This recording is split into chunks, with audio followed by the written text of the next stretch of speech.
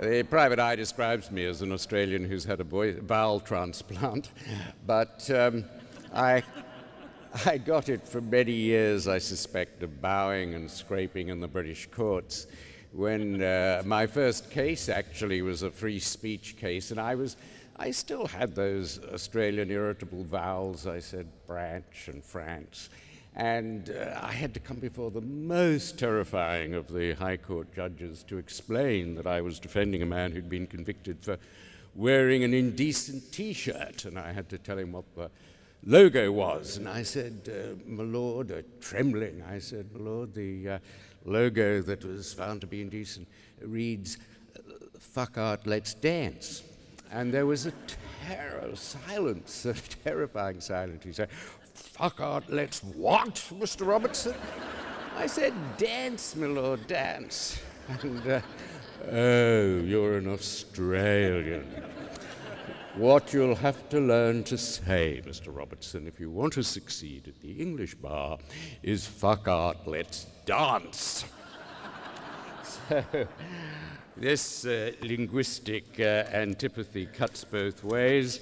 I felt sorry for the exquisitely spoken Alexander Downer when he briefly became leader of the opposition and had to employ a voice coach to change his accent from BBC English to Channel 9 Australian, to teach him to say dance instead of dance, and how to amputate the endings of words of more than one syllable.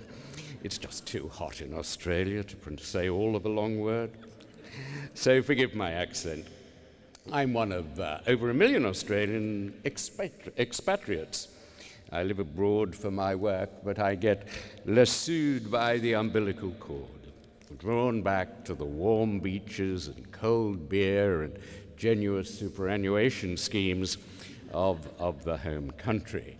I'm now at what is called a dual national, which means I get my prostate felt in Harley Street and come over to Macquarie Street, Sydney, to have my teeth fixed. If you look at the English smile, you'll know the reason. I may be an expatriate, but I'm not an expatriate. I grew up in Sydney in the Menzies era, in a western suburb of lower middle class respectability, which was determined, Sydney suburbs were determined in those days by dint of the papers that you read. My family took the Fairfax Sydney Morning Herald, which proved that we were more respectable than other families who took Mr. Packer's Telegraph, and infinitely more respectable than those who read Mr. Murdoch's Daily Mirror, which my mother refused to have in the house. It was read, she noted, by the men in our street who beat their wives. And many years later, one of my early cases at the Old Bailey was to plead for a Madam Cynthia Payne, Madam Sin as she was christened, who ran a brothel in leafy Wimbledon. I pointed out to the judge that when the police raided, they found a peer of the realm, MPs and company directors, barristers, solicitors, and several vicars. Despite, or I think because of my efforts, she was jailed for 2 years. And this story of British hypocrisy went round the world. It was made into a film, Personal Services. And I was telephoned by my mother, who had been tipped off by one of the wife-beating neighbors. And she said, "You finally made the front page, darling. It was in the Daily Mirror. Thank goodness they spelt your name wrongly." When that particular client was released from prison, she, of course, was world famous. She was whisked to a BBC News studio and asked why she hadn't revealed the names of her famous clients. And she thought for a moment, and she said, "Well, me morality's low, but me ethics is high." It's a distinction that's eluded philosophers, but may not be a bad credo for a journalist. Well, growing up in that lower middle class, severely moralistic Menzies era, I owe my lifelong aversion to censorship my abiding sense that it's always counterproductive to the New South Wales Education Department. At our leaving certificate, we had to study a Shakespeare play, and they issued all state schools with an edition of The Tempest, which was the set text. And when I read that edition, it seemed a very flawed, inhumane, racist play. Prospero's unmotivated cruelty to poor Caliban made a mockery of the brave new world he was trying to create. But on the train to school, I noticed that the private school kids had a different edition, a much larger edition, which I promptly went out and bought, and found it, of course, a different and very wonderful play. What had happened is the New South Wales Education Department had issued its kids with the Bowdlerized edition, with all reference to Prospero's attempted rape of Miranda, which is one of the fulcrum of the plot, edited out.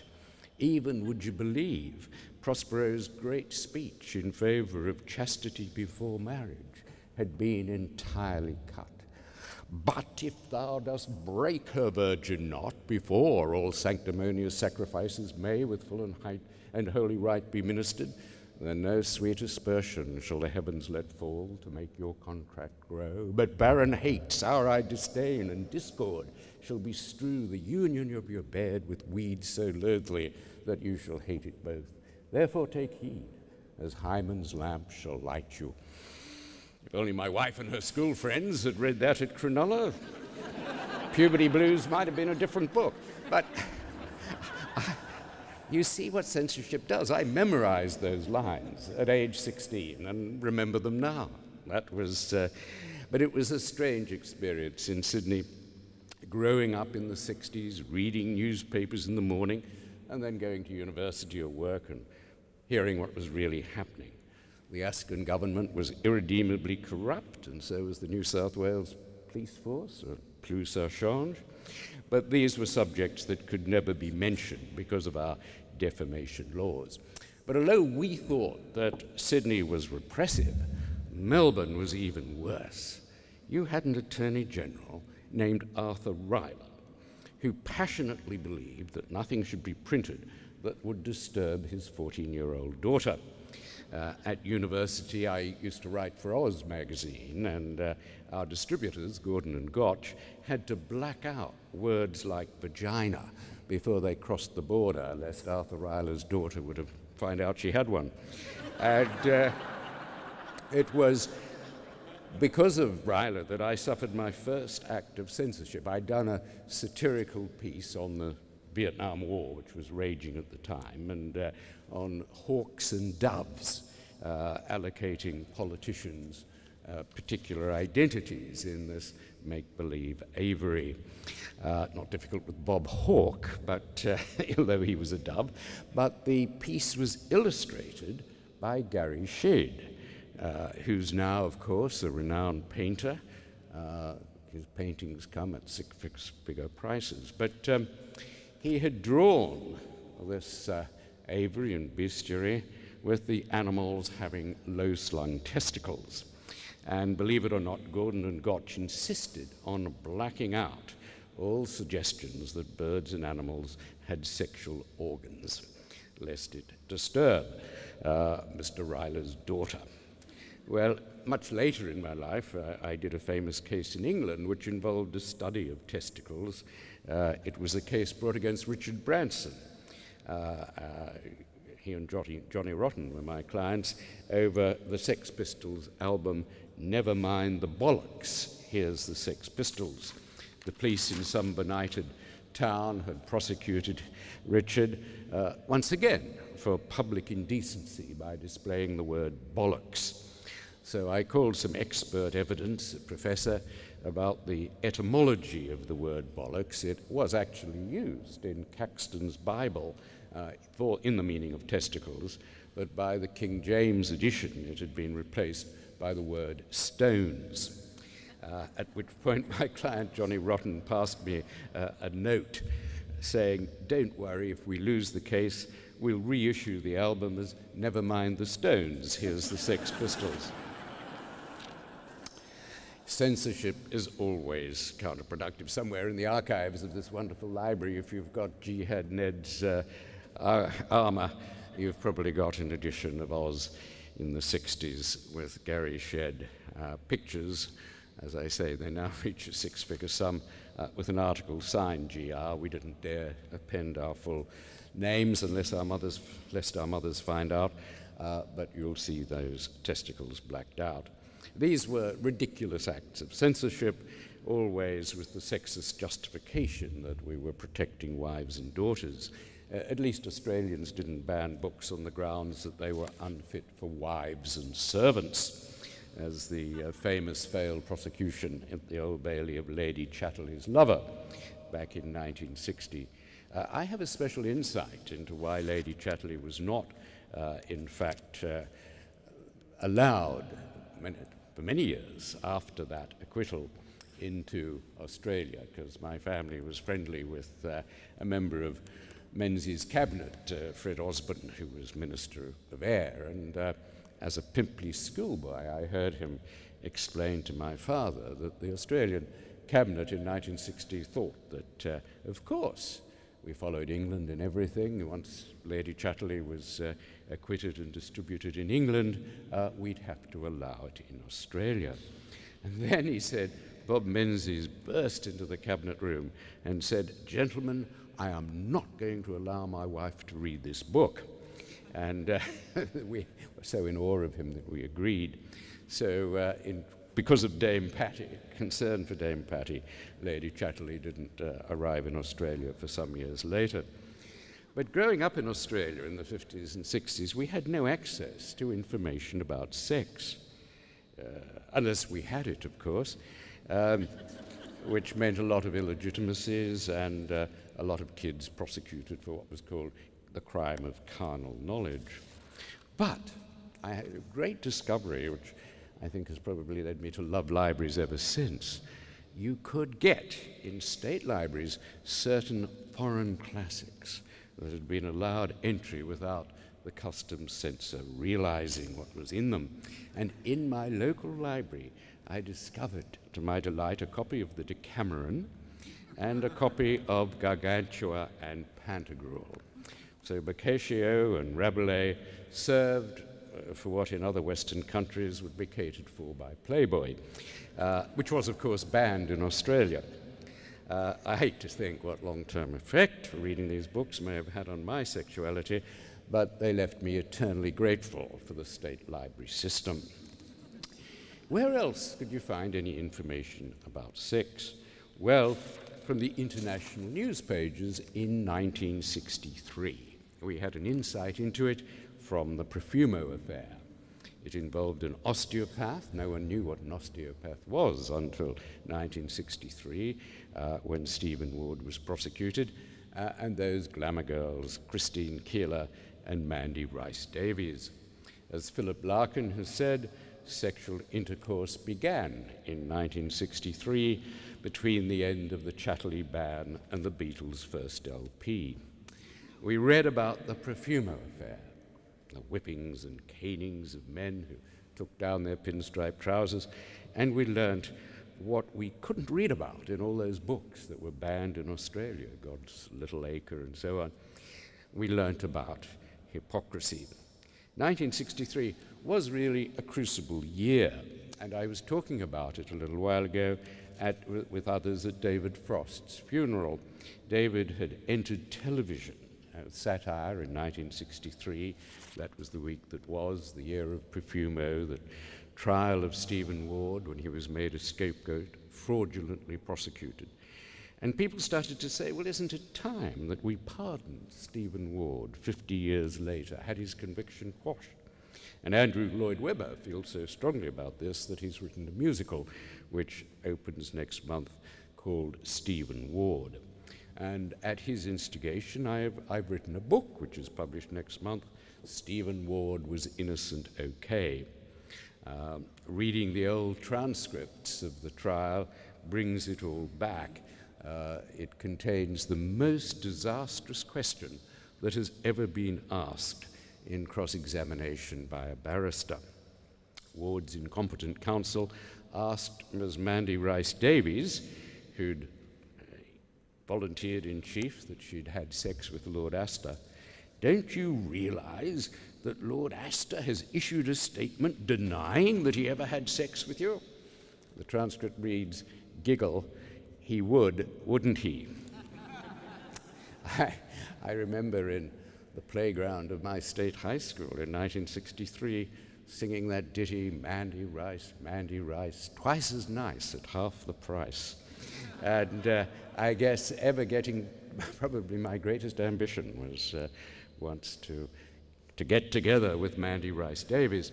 And 50 years later, last week, I achieved it. We had tea at the Ritz. And she's had, she said, a slow descent into respectability. Only 69, she's been married for the last 27 years, lives in an upper middle class suburb in London, and has added to the English language and to the Oxford Dictionary of Quotations. Well, we've now achieved pretty much freedom of speech for literature. For good literature, by the Lady Chatterley trial; for bad literature, I guess, in the Oz trial, when some school kids, taking their cue from the young Gary Shedd, drew Rupert the Bear with a truly bear-sized erection. I'll move on to another Rupert in a moment. But looking back, censorship that so disfigured Australian libraries in my youth was sexist, it was driven by paternal males, and it's now passed on. There is another form of censorship that's lasted a little longer, of course. It's the law of libel, devised by the upper classes in England in order to protect themselves from criticism, to stop their escutcheons being blotted and resolve writs for slander. When I came to practice libel law in England, the main cases were still about accusations of shooting foxes. One doesn't shoot a fox, old boy, one hunts him down with dogs, and cheating at cards. But the libel law in Britain and Australia had no public interest defense, unlike in America, where as a result of the First Amendment and the great case of New York Times and Sullivan, you could say anything about a public figure so long as you weren't activated by malice. This freed the press to publish statements about public figures, and you couldn't publish the same book on both sides of the Atlantic. One of my cases was working with Willie Shawcross in his book Sideshow. We had to make 22 cuts before his criticisms of officials before it could be published in the UK.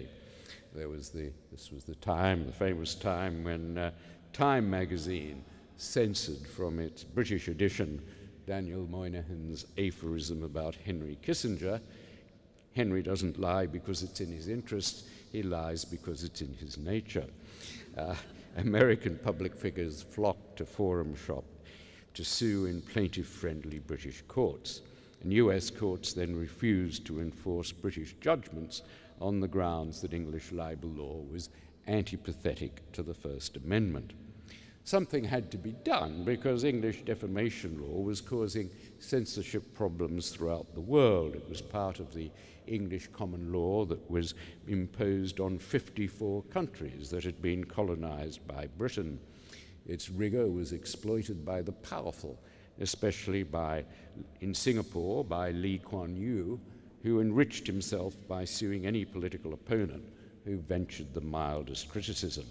He always won, of course, because he'd appointed the judges who genuinely believed that he was above criticism. And eventually the only paper that refused to grovel was the Wall Street Journal. And in 1988, on that paper's behalf, I cross-examined Lee Kuan Yew for 3 days, and the judge said at the end that he was increasing the damages because of the hurt that I'd caused to his feelings. The Malaysian Bar Association then put out a press release saying this was the first evidence that Lee Kuan Yew had any feelings.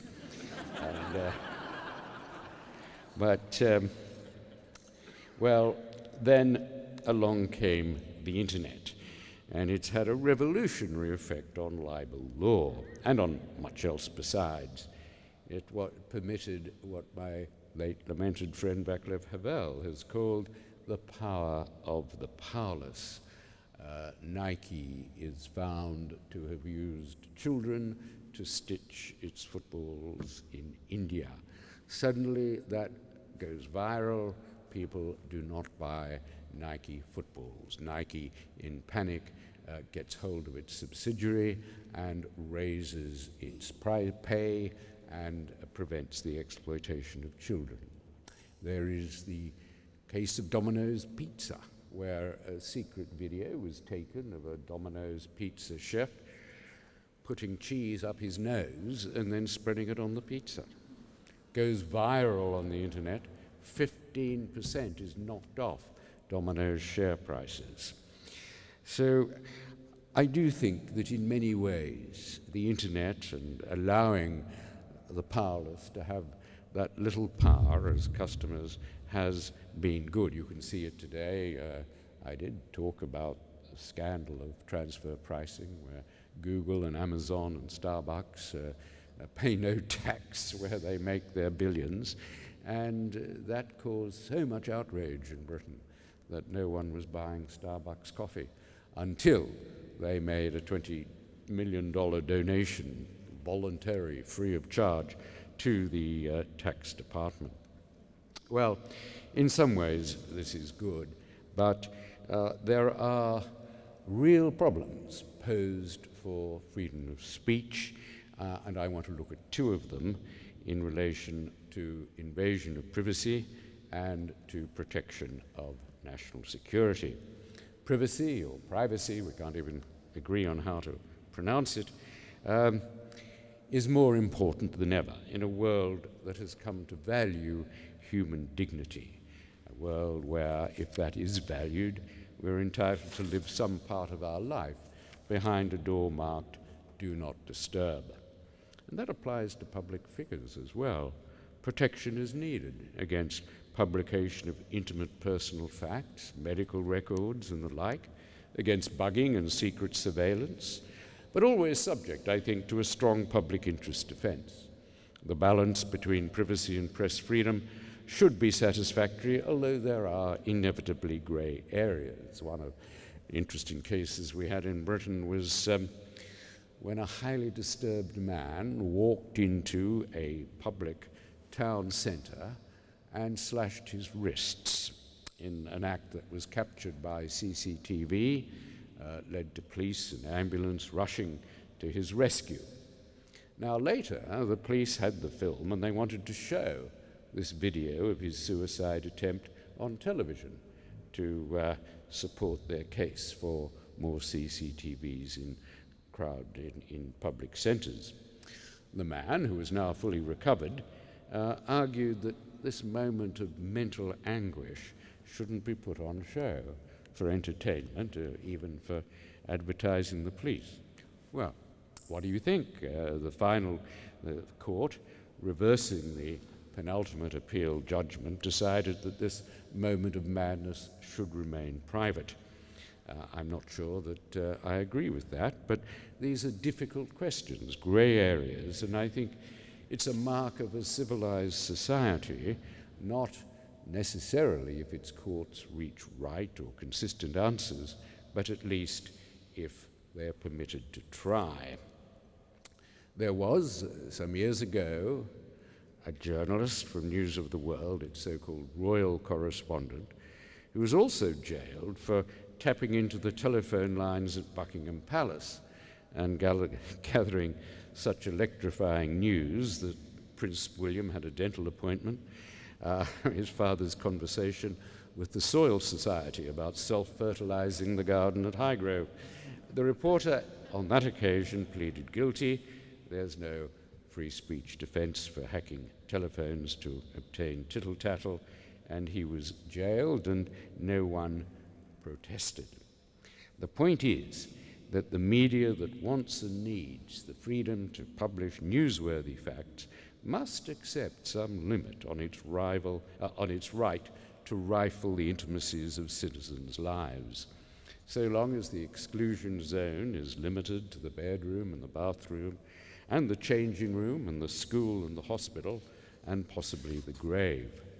Even so, where do you draw the line? We've had many cases on privacy. The News of the World accused Max Mosley, who was the head of the International Motor Racing Foundation, but also the son of that infamous Nazi supporter in the 1930s. They accused him of spanking a number of consenting women who they claimed were dressed as Germans, and one had a Lufthansa uniform, I think, and they headlined it Nazi Sex Orgy, although on examination in court it turned out merely to be a good old-fashioned British sex orgy. And the judge awarded Max $100,000 damages because it wasn't a Hitler-themed party. I'm not sure what a jury would have done, depending on whether they viewed Max as a depraved old lecher or not bad for his age. But he was understandably angry. His son committed suicide as a result of the publicity, and he got together with Hugh Grant and other victims of the tabloids, and they persuaded the public and then the politicians that media intrusion needs regulation. So we had the Leveson report, I think you had Finkelstein here, and the result is a royal charter that may well restrict the right of the press to publish important facts, talking about fines of up to $1.5 million on newspapers that behaved unethically, and they'll still be sued for breach of privacy. In some respects, this is a disturbing development for freedom of speech, but it's come about because of the newspapers. They've been the authors of their own misfortune.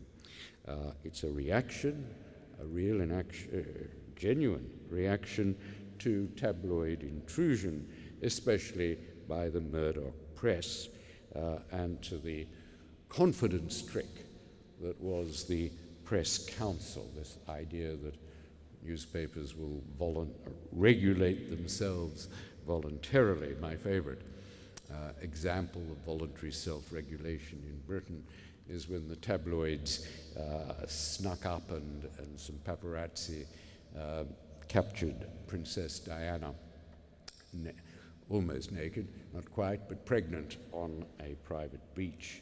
And they were severely condemned by the press council. And the next day, the Sun ran the pictures again, saying, "This is what the row's all about, folks." So the final, of course, outrage was the hacking of the phone of a murdered 16-year-old schoolgirl, Millie Dowler. That was so disgusting that it persuaded almost everyone that the line had to be drawn. Now, I know that Rupert Murdoch is enormously venerated in this country. I think he's a great Australian, and in Britain too they think he's a great Australian, in the sense perhaps that Attila was a great Hun. His chief lieutenants today, and for the next 6 months, are in the dock at the Old Bailey, the same dock that was once inhabited by Stephen Ward, and they'll be followed over the next year by over 100 journalists, and more worryingly, by their sources. Now, to do Rupert justice, his publications have given a prurient British public what it wanted, that Sunday morning schadenfreude of reading about the griefs and adulteries and entanglements of others.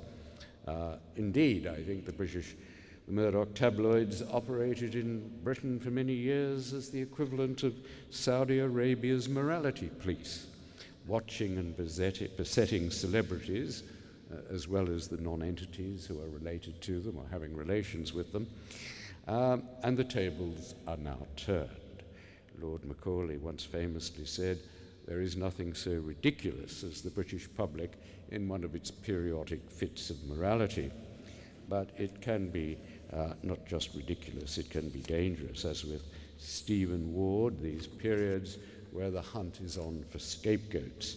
for people who tell us what we want to hear until we're sick of hearing it and we want to find a scapegoat to stop them. So I'm worried about the fairness of the trials of all those journalists and their sources, just as I fear the prejudice that's been whipped up by another scandal, the massive child abuses of Jimmy Savile, who was protected by British libel law and by the fact that he was Mrs. Thatcher's favourite cheerleader. And I'm concerned, for example, that Rolf Harris should have a fair trial at this time of heightened public feeling. And one of the reasons I wrote the book about Stephen Ward was to show how possible it is, even with the best of institutions, with a jury and a judge and so forth, for public pressure and panic and hysteria to produce a wrongful verdict. But the point I want to make, from a country that's not only punishing newspapers for invasion of privacy by awarding damages against them, by regulating them, and by putting journalists in the dock on criminal charges, is that there is a limit here on free speech, and it is time to draw a as bright and clear a line as we can. I've tried to do that. I'm the latest Leveson-Finkelstein figure. I was appointed by the government of Mauritius to do a report on media law. Again, like England and Australia, Mauritius is a country where the common law had failed to develop any privacy protection. And a year or two ago, an Irish woman on her honeymoon was viciously murdered in her hotel room, and a newspaper published front page a picture of her corpse, leaked, I suppose, from a police photographer.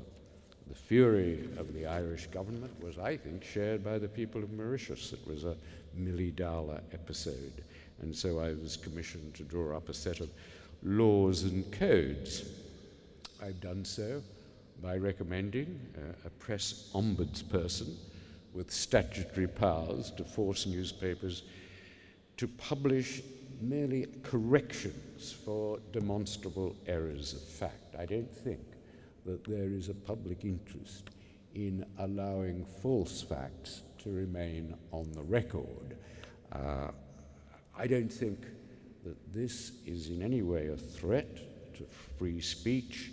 What it does when falsehoods, demonstrable falsehoods, are published is, by requiring a newspaper to publish a correction, that cures abuses of free speech by the simple expedient of ordering more speech.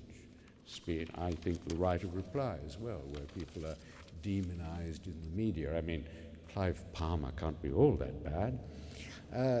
They are entitled to answer back. This is what I would like to call fair speech. And I've devised a privacy law for Mauritius which does require the media to stop when it proposes to publish intimate personal details and consider whether there's a real public interest in doing so. That, of course, will provide an overwhelming defense. I've tried to formulate in words what counts as public interest. Obviously, exposing dangers to public health and safety, exposing the hypocrisy of public figures, and so on. But the point is that the limits on free speech can no longer be confined to that classic example, stopping people from shouting fire in crowded theatres. There is a requirement for fair speech, which the law can properly enforce. Firstly, by requiring corrections to demonstrable errors of fact. Secondly, by requiring that newspapers allow a right of reply to those who are attacked personally, if only a letter to the editor. And thirdly, by punishing, at least by the award of damages, invasions of privacy that cannot possibly be justified in the public interest.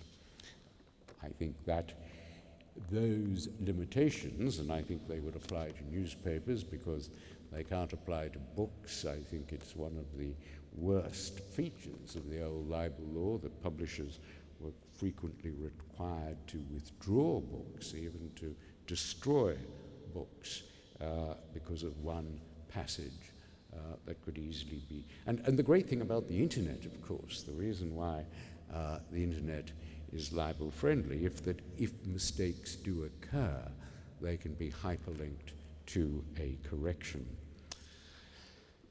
National security, of course, provides a greater threat to freedom of speech, and it's a threat that we're hearing a lot about at the moment.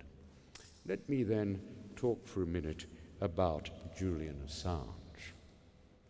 Julian and I have little in common, except for the fact that we were both conceived on Magnetic Island in Queensland, a little known fact. Me at the end of the war, him rather later. But he was an extraordinary figure. He himself thinks that he's on the autistic spectrum, and he invented a kind of electronic dead letterbox where people could post their secrets. And initially, WikiLeaks began as a very valuable service for people who wanted to say something, discovered something horrible about their organization, but couldn't say so because of fear of reprisals. And so, understandably, one of his first exposés was of the Church of Scientology, which has this theory about getting its enemies. He then started to expose tax havens, and people generally thought that was good. He exposed corruption in Kenya. And then Bradley Manning, or Chelsea, as we must now call her, came along and gave him that data dump. The extraordinary first example was the helicopter, the American helicopter pilots rejoicing in killing people who turned out to be Reuters reporters and several children. That was called collateral murder. Wrongly, as I pointed out to him, it should really have been collateral manslaughter, but there you go. It was outrageously reckless conduct by the American pilots, who were never disciplined in any way. And then in that Manning dump, we got the Iraq war logs, which were terribly important to historians and to people writing about the Iraq war. They showed that the casualty figures, for example, were much, much greater than the American government was suggesting. And then came Cablegate, and gosh, did that cause fury among America's commentators when Assange contacted me. He was a fellow Australian up to his neck in trouble. He had Sarah Palin urging that he be hunted down like bin Laden. Bin Laden hadn't been actually hunted down at that point, which would have given him a few more years. Rush Limbaugh, America's most popular radio commentator, said Julian Assange should die of lead poisoning from a bullet in the brain. And that was the atmosphere when I met him. There was this, well, I put him up for a few days while this nonsense was going on. We had once that Salman Rushdie in the attic after the fatwa, and even more worryingly, we had James Hewitt in the attic after the press had discovered his affair with Diana, and he was a hunted man. But Julian came to stay, extraordinary man. He didn't seem to sleep. He was always in the kitchen, hunched up over his computer like a question mark. And I had to point out we have an open kitchen, and I said, Julian, you can be seen from space. The Americans can see you through the kitchen. So he finally went to bed.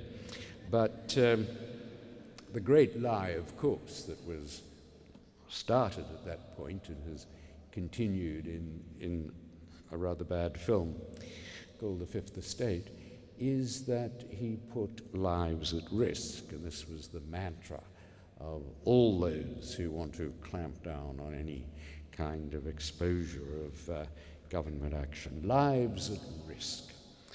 This was a lie, and the Pentagon has now admitted that it was a lie. When Chelsea Manning was being sentenced, they were asked to produce any evidence that his leaks had done harm, and they couldn't, other than, of course, diplomatic embarrassment, of which there was plenty.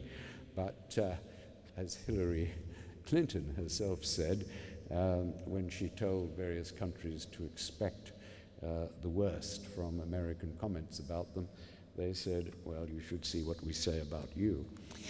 The lie that lives were at stake is nailed simply by this, that Manning, as well as 3.5 million other Americans, had access to this category classified as secret. And the reason why so many people had access was that it was a strict rule of the classification policy that whenever lives might be at stake or physical injury might be at stake, the name, the classification would be either ultra or top secret. And so obviously no one life was at stake because it wouldn't have fallen within that classification. And the Pentagon have finally admitted this. One of the ironies I find about the whole Cablegate affair is that the release of the cables showed that US diplomacy was fairly principled and fairly good. I mean, it has produced a CIA view of the world, and President Putin initially reacted by accusing Julian Assange of being a CIA agent.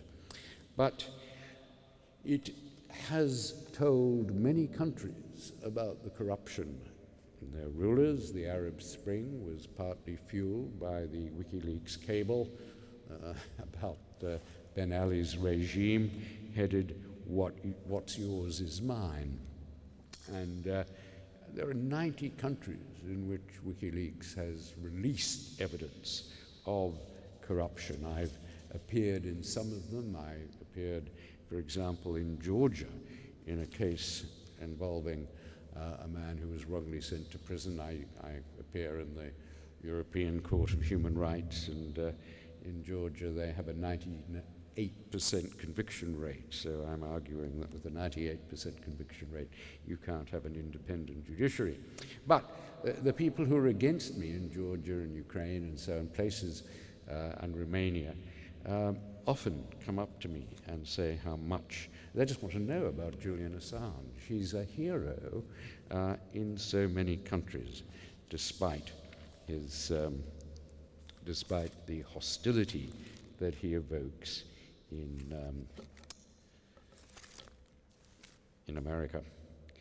So let me try to crystallize my views on the kind of leakage that we've seen from WikiLeaks. I think it's a government's job to protect its own sources, but this doesn't relieve publishers from moral responsibility if the government misclassifies or names individuals who might suffer reprisals. I don't think Assange is an information absolutist as he's been portrayed. I don't think he's a Johnny Appleseed prepared to sprinkle any information anywhere. And I do think that the film The Fifth Estate, which is a bad film, qua film, although it's got a wonderful performance by Benedict Cumberbatch as Julian Assange, but it's based on this lie, and Steven Spielberg, I think, deserves some criticism for producing a bit of Pentagon propaganda, the lie that the WikiLeaks cables might have put lives at stake. But there is a problem here, and there's no bright line solution. Human rights groups have generally welcomed WikiLeaks and awarded prizes to Assange, but at another level, there is a view that WikiLeaks exposure can hinder for example, back-channel work to help refugees. And I think on balance, WikiLeaks has done more good than harm. There's hardly a piece reportage that you can read about modern policy without a reference to a WikiLeaks revelation.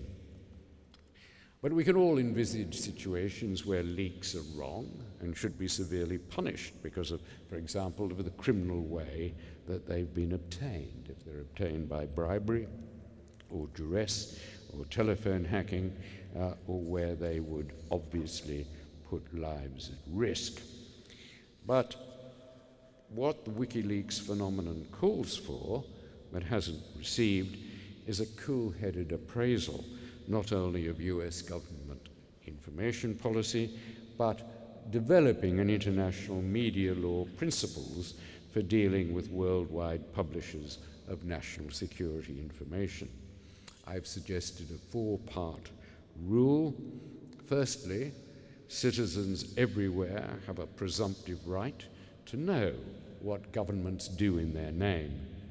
Secondly, governments and their public servants and contractors bear sole responsibility for protecting properly classified information and the sources that provide it. Thirdly, outsiders who receive or communicate confidential government information should not be prosecuted unless they've obtained it by bribery or duress or illegal hacking or have actively incited a source employed by the government to breach his or her duty.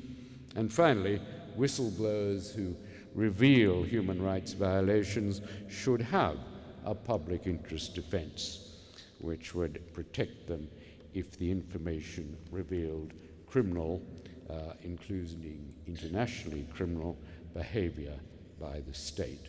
That would cover Bradley Manning's release of the collateral murder tapes. The public has at least a right to know if war fought in its name is killing innocent civilians through illegal targeting decisions. So there we must leave Julian Assange. He is at least safe in the Ecuadorian embassy in Ecuador, according to international law, so long as he doesn't lean too far over the balcony and falls into the hands of the British bobbies who are awaiting them, in which, miraculously, thanks to international law, he will be deemed to leave Ecuador and enter London. This is, of course, Scotland Yard heard a rumour at one point that he was going up on the roof and smoking Cuban cigars, and so they planned to have a snatch squad from helicopters go and get him, but he didn't. They were then told that, well, maybe diplomatic community extended upwards, and they couldn't. That would be an invasion of Ecuadorian sovereignty. So there he is. You can go, it's a new tourist attraction, really. You can go and see, you can go and buy your hamper at Harrods and take it to him. He's still operational. People said, oh, Assange is finished. There's no interest in WikiLeaks any longer.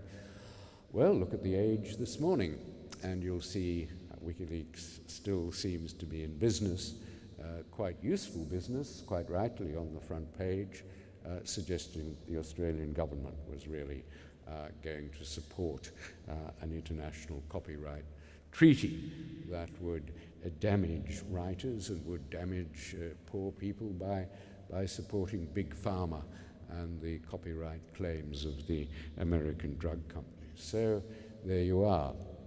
But the real people were saying this a couple of years ago. He's Australia's L. Ron Hubbard was one snarky headline, even though he's very different to L. Ron Hubbard. He has no followers, and certainly he's got no money, which is the main difference, I suspect. So he's still in business. They were saying this, and then suddenly Edward Snowden disappeared and then reappeared with his his sidekick Sarah Harrison shepherding WikiLeaks, shepherding what is a far more major leak, I think, than Bradley Manning exposed. We at least had some sense of what Bradley Manning's the material was on about, but we had no sense of the all-pervasive spying that Edward Snowden now thinks is possible. The documents he's revealed suggests. I think it's right to call Snowden a whistleblower. Some critics say, oh, he's a leaker, not a whistleblower, but I think a whistleblower is just a leaker with something important to leak. And he is someone who doesn't have the personal problems that have besetted Chelsea Manning. He's a straight-talking, straight-thinking 29-year-old American, so straight that the only unusual fact the media could dig up was that his ballet-dancing girlfriend once pole danced. He's not in the military, so he can't be court-martialed. There's a grand jury still sitting on Julian Assange's case in Virginia. Grand juries will do anything the prosecutor asks them. American lawyers say, oh, well, grand jury would indict a ham sandwich. And so Julian Assange has not only to face an indictment by a grand jury, he will no doubt, a grand jury has already indicted Edward Snowden, and I would suspect that there is a sealed indictment that indicts Assange as a co-conspirator. Because rightly or wrongly, this is what is believed in Washington. Probably wrongly, but there it is. Now, Snowden has exposed the fact that PRISM and other programs run by the National Security Agency, in combination with GCHQ, which is the British spy agency, in combination with DSD, remember Defense Signals Intelligence, our own spy agency, which seems to be quite active in the embassy in Indonesia, has really, it's all based on the Accuser Agreement of 1946, but this vast monitoring octopus circumvents privacy protection anywhere. Any electronic communication can, without let or hindrance, be scooped up if it contains one of 70,000 key words. So you just, any email you write which says Julian Assange will be scooped up. There are 70,000 key words which will be scooped up and stored somewhere at Cheltenham and will be read. And there is, Snowden exposed the fact, this was amazing, that there is a secret court, judges handpicked by the American Chief Justice, which is actually making constitutional law decisions which have allowed spying on Americans as well as foreigners. Americans don't care about how many foreigners they spy on or who they spy on, Angela Merkel, no, they don't care. But to spy on an American, that will get 200 votes in Congress from left Democrats and right Republicans who will be extremely upset. This court has had 20,000 NSA applications over the last 10 years, and it's allowed everyone, except 10 of them. So only 10 times has it stopped NSA spying on America. And President Obama has accepted that the revelations exposed by Snowden have exposed a system that has called for public debate. John Kerry, on the other hand, called Snowden a traitor, and those charges have been brought against him under the Espionage Act. Well, I think Snowden has, first of all, of course, he's brought Assange back into the picture, even holed up in the Ecuadorian embassy. He can still inspire confidence in the consciences of otherwise unremarkable people that risk reprisals, loss of employment. 35 years Bradley Manning got for in an American supermax, to get out a truth that they believe to matter. And this is a good thing if there is some objective or at least measurable grounds for their belief. And again, there must be a public interest defense to any prosecution brought against them. A public interest defense for whistleblowers is entirely lacking, either in the American Espionage Act, which Assange may be charged with, or indeed in the UK Official Secrets Act, or I suspect in the Crimes Act, although it was interesting the ignorance that some people have of the Australian Crimes Act. Julia Gillard, when she was Prime Minister, immediately said, oh, this is a crime. And of course it's not, because there was a wonderful case in 1983 before a very strong High Court, it was the Mason Court, where George Munster and Richie Walsh published a book of telegrams from East Timor, and the High Court said that so long as they didn't use the epistema verba, so long as they simply reported these telegrams, the Crimes Act didn't come near them. So Julian Assange is safe here. But it is remarkable how, perhaps since 9/11, we've lost any sense of the Orwellian nightmare about state invasion of privacy. Only in Germany, with memories of the Gestapo and the Stasi, were there any big public protests over Snowden's revelations. I mean, I'm in favor of looking for terrorist needles in data haystacks, but I did cringe when the British government responded to Snowden by saying, in the words of its Foreign Secretary, quote, law-abiding citizens have nothing to fear. It's precisely law-abiding citizens who've had their careers ended, their characters besmirched by dissemination of secret state surveillance, until, and that in this country, in Britain and America, until there is real control over the collection, distribution, and keeping of intercepted data, not by patsy politicians who give warrants to telephone tap and bug and survey almost like rubber stamps, not by secret judges, secretly selected judges.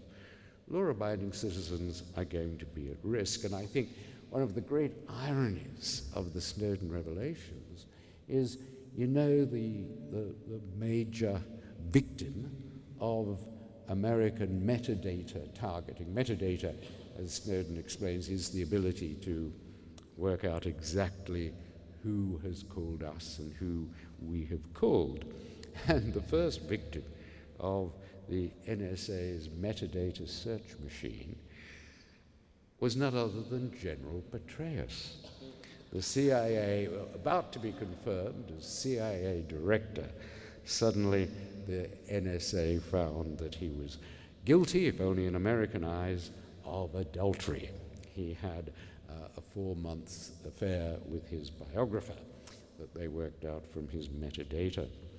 So I wonder how many others in less exalted positions do the secret spies now have the opportunity to ruin. And that is the evil that it's most important to prevent in a world where there is no hiding place. The intractable problem, of course, is that no oversight system has yet been devised that has held the secret state to account, because the overseers sit in secret, they have security clearance at a level that precludes any critical thought about those who accorded it to them. I mean, we had the spectacle in Britain a few days ago of the hitherto unknown heads of MI6 and GCHQ and MI5 appearing in front of a parliamentary committee to make broad, wild claims about how The Guardian had imperiled international security by publishing the Snowden revelations. These people were responsible, only a few years ago, for insisting that Saddam Hussein had chemical weapons. We went to war on the basis of these people's information. So it has to be taken with a pinch of salt. The idea that every terrorist is huddled around in the sand reading The Guardian it hasn't improved The Guardian's circulation, as I said to Alan Rusbridger, who's in town this morning. But it is, and other experts have said, well, actually, some of Snowden's claims are a bit exaggerated, and it's all very good that the terrorists are terrified that they're not communicating with each other, because when they don't communicate, there's no terrorism.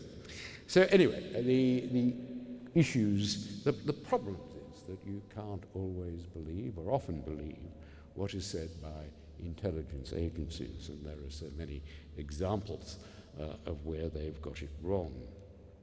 Politicians, army generals, and anonymous judges in secret courts provide no reassurance that data collected on law-abiding but inconvenient individuals accessed under the excuse or the reason of looking for terrorists will not be used to destroy their careers. And that is, of course, the case of General Petraeus. One doesn't know how many other people are in that boat. The real irony of Snowden's revelations is that they've exposed a system under which state officials inevitably have access to vast amounts of personal information on individuals who can by no stretch of the imagination be described as terrorist suspects. And the only way to deter its misuse is to punish those who leak it, either to the media, which is always avid for sensation, or to other agencies of states that might be interested in pursuing it to the detriment of that non-terrorist individual.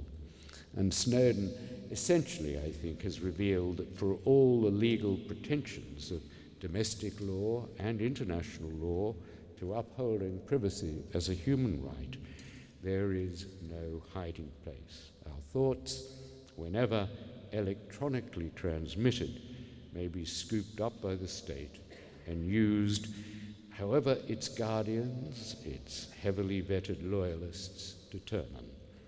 The quis custodius ipsos custodes question, who guards the guardians, comes back with the post-Snowden answer, Nemo, nobody.